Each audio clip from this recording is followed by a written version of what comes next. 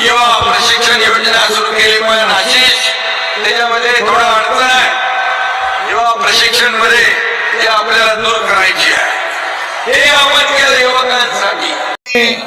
लाडक्या भावांनो, लाडके भाऊ कमी आहेत, लाडक्या बहिणी जास्ती आहे. हाय हाय हाय हाय हाय. लाडके भाऊ आपले पाठीराखे आहेत. का लाडक्या भावाला पण करणार, लाडक्या भावाची योजना अडकली आहे ती पण करणार. बिलकुल चिंता करू नका.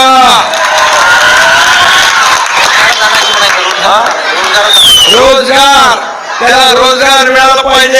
अनेक निर्णय घेतले, लाडक्या भावांसाठी घेतले, शेतकऱ्यांसाठी घेतले. संख्या फार मोठी दिसते आणि मी महाराष्ट्रभर सभा घेतोय.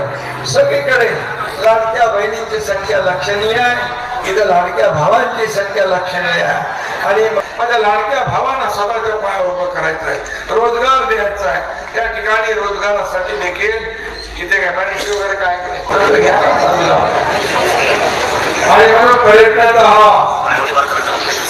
आयटी पार्क करणार म्हणाले उदय सामंत. ते उदय सामंत सांगतो इथं आयटी पार्क झाला पाहिजे, मिळाला पाहिजे.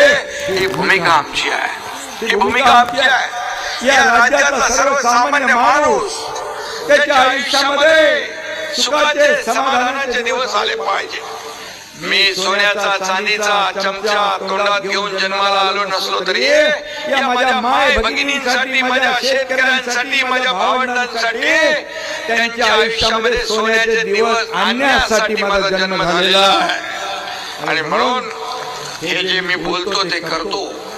मी जे जे बोललो ते मुख्यमंत्री युवा प्रशिक्षण योजना सुरू केली माझ्या काळात. आता त्याच्यामध्ये थोडी अडचण आली, ही अडचण देखील दूर करू. युवकांच्या हाताला देखील रोजगार मिळाला पाहिजे, ही भूमिका आमची आहे. त्या काही योजना थोड्या अडचणीत असतील त्या देखील त्याच्या अडचणी दूर आपण करू. युवा प्रशिक्षण योजना त्यात काही अडचण आली आहे त्या देखील आम्ही दूर करून पुढे जाऊ.